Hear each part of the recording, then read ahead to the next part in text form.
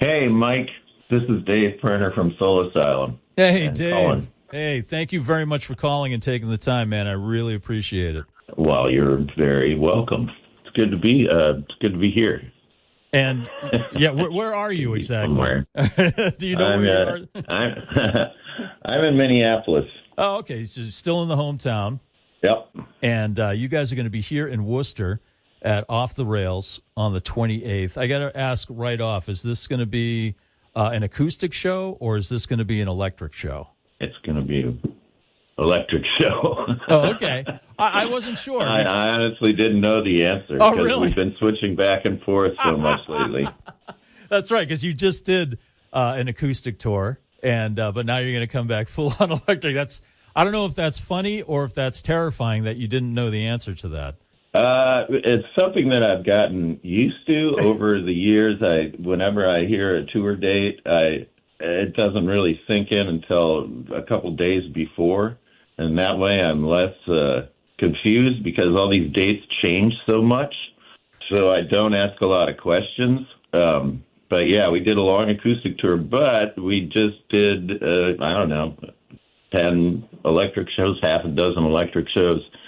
And it's a different kind of motor skill. It's a different kind of singing, but the full band is more fun. It's just more active, and it takes more out of me. But now I'm used to the shock of going back and forth, I guess, let's put it that way. So I'm ready for anything.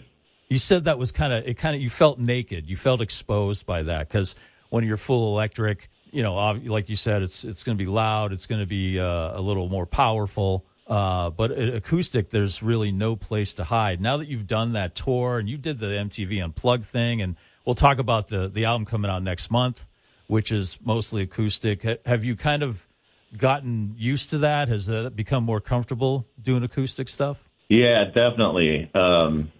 We've been doing it for as long as I can remember, and it's just different environments lend themselves to kind of a different way of playing. So I'm sure I've been in rooms before where we're playing really, really, really loud, and it's just a room that doesn't like that.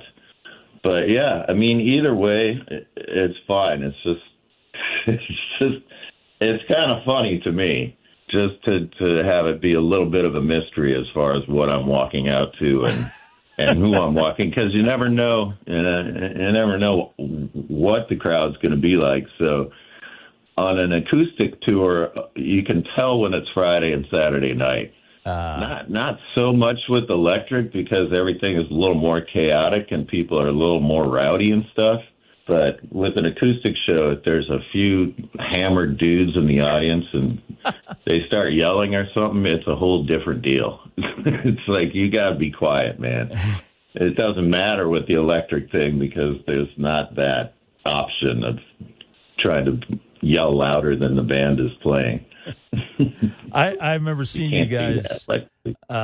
It was at Night Stage in Cambridge. It was on the horse they rode in on tour. It may have been 91, I think, and it was billed as an acoustic show. And somehow halfway through, you guys were like, F it, and you just plugged in. I don't know if that was planned, but it definitely became what you just said. It was a Friday night. People were like, it was really rowdy, and it seemed like you guys were like, let's just plug in. Yeah, there's definitely a lot more ammo when you're playing loud, just as far as sort of controlling the I don't know what it is, just people wanting to talk. Well, yeah. There's always a thing about punk rock that kind of, people can't really carry on a conversation when the music's that loud, and that behooves the band to just command the attention of the audience because they really don't have much other choice. Well, what bothers you more, the people like talking amongst themselves and not paying attention to you, or the old guy like me in the back yelling, "Why don't you play Heavy Rotation?" Wait, what was the first choice? It was the people talking amongst themselves, not paying attention to you, or the guy in the back yelling the request constantly through the show. Well, that's a tough call because it's pretty. During an acoustic set, I can usually pick out where the voice is coming from, and I've had guys like in the back of the room that were talking really loud the whole show, and at some point or another, I just stopped in the middle of a song and listened to the guy talk, and he did not like that too much, and I think he got the message. I just said, I'm not going to play until you stop talking. And that works pretty good. Yeah. But, you're trying to create kind of a groovy vibe, but you're like, man, you're talking over the band. Well, have you guys must have played Worcester before at some point. I mean, you guys, Soul Sign's been around for 40 years or so now. There must have been some places. Do you remember any times of playing in Worcester? Well, it just makes me think of pirate jokes right now because we were just out there on the East Coast, and I like it out there. So, yeah, I guess I could probably pinpoint a few times I've been there, but my friend, it does become a bit of a blur. Yeah, I would imagine. You guys played a lot. You still play a lot. There's whole months I would imagine you can't remember where you were or what you were doing. The worst part is that your memory tends to go towards the catastrophes, like the bad Just when something falls apart or doesn't work, or there's a bad rainstorm, or there's some sort of miscommunication, or there's there was this ride we took to the gig in Mexico that people still talk about, and we got lost, and we were driving through the darkness, and it's just, we got to the gig about 5 seconds before we were supposed to get on, and that makes for a bigger spot in your memory than the great show that happened where nothing went wrong and everything went perfectly, which is what you go for. So theoretically, I wouldn't be able to remember anything, and that would be great. That would mean everything always goes right.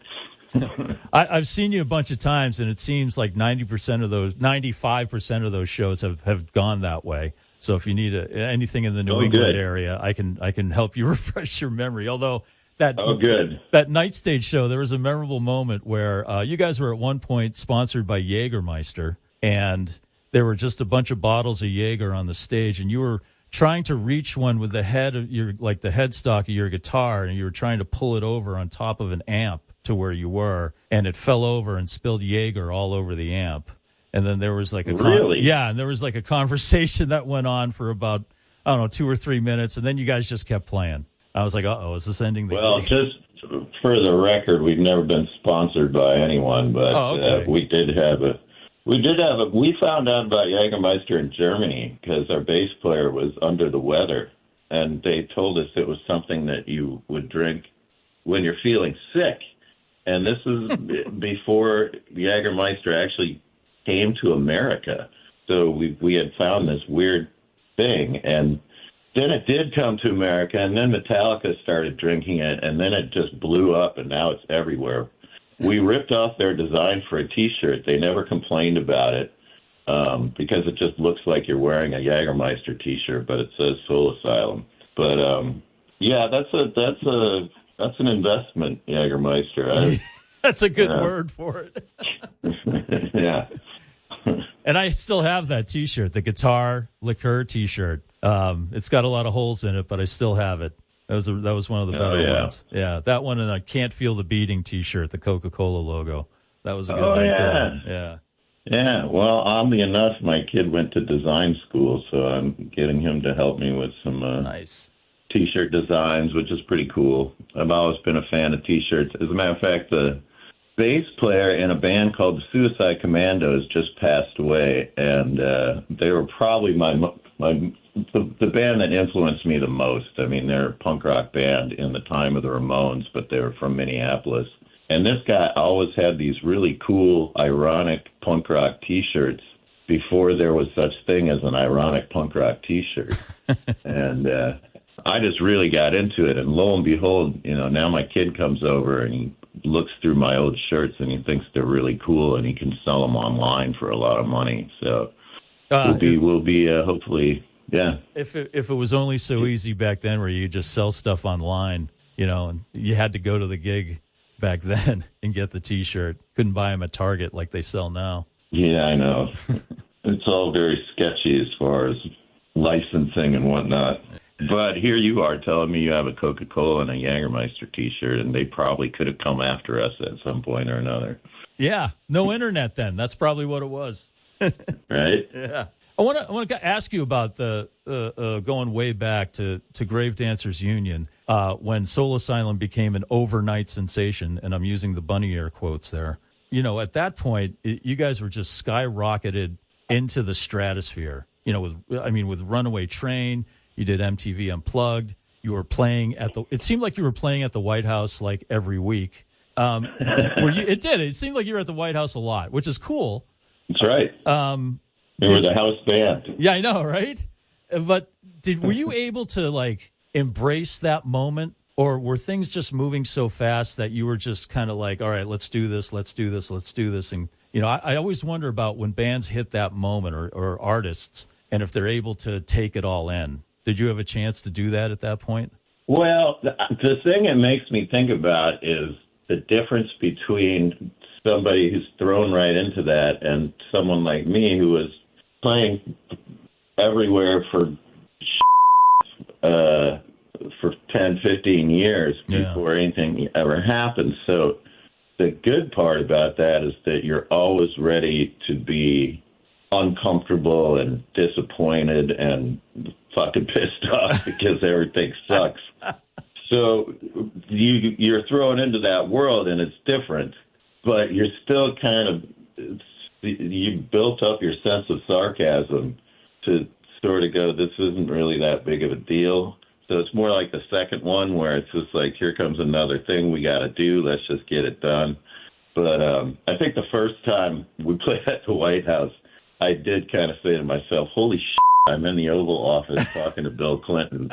There was a moment for me where I was like, wow, I never thought I'd end up here, I have to tell you, one of the great Soul Asylum moments for me, anyway, it just to me, it summed up the band.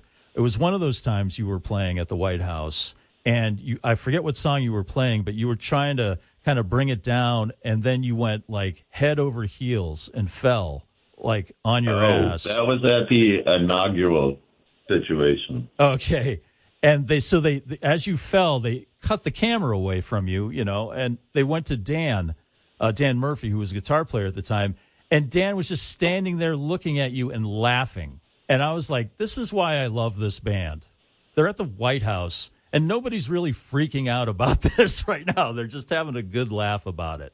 Yeah, I think that's kind of what I was talking about. You just sort of take everything in stride and you laugh it off, and you kind of make fun of everything, really, because you don't want to expect things like that to happen, but you also have to be able to laugh it off, because it's funny. Yeah, it's just funny. Yeah, where others would just storm off the stage, you guys just laughed it off, kept playing, which is why I love you guys. At that time, what, and then now and looking back on that time, what would you want to tell the band or Dave Pirner at that time? That you should have known at that time. Is there anything you would like to say? Avoid this person. Don't do this gig. Take this week off. Looking back, you're asking me if there was something else that I should have been doing while I was clowning around in the Oval Office. The answer is no, really, because I think on two separate occasions I asked Bill Clinton to free Leonard Peltier. Oh, nice. And he looked at me and he said, "I'll look into it." And that was the one thing I wanted to say to him, and I did twice. Yeah. And so that felt pretty cool. And then when Leonard Peltier was freed, I thought to myself, hey, you know what? I'm going to take a tiny, tiny bit of credit for just pushing that along somewhere in someone's mind where it might have stayed in the consciousness of what was going on. So, no, I mean, we didn't. I mean, I had a bag of weed in my pocket when I was in the White House, and you could almost see it in the pictures. Like if I point to my crotch and I go, you see that little lump right? Not my crotch, excuse me, my pocket. And I say, see that? And I go, that's a bag of weed. People get a huge kick out of that. And I just forgot it was in my pocket. So, they took apart the Marshall amps and looked at the speakers because there's something in speakers that they also use in building bombs or something. But, I snuck out and had a cigarette with some White House employee, and most of the people in Clinton's administration they skewed younger than I thought they would. But yeah, I mean, there's always moments where, here I am talking to Pete Townsend. I should ask him about hearing. And I usually get up the nerve when it's something like that.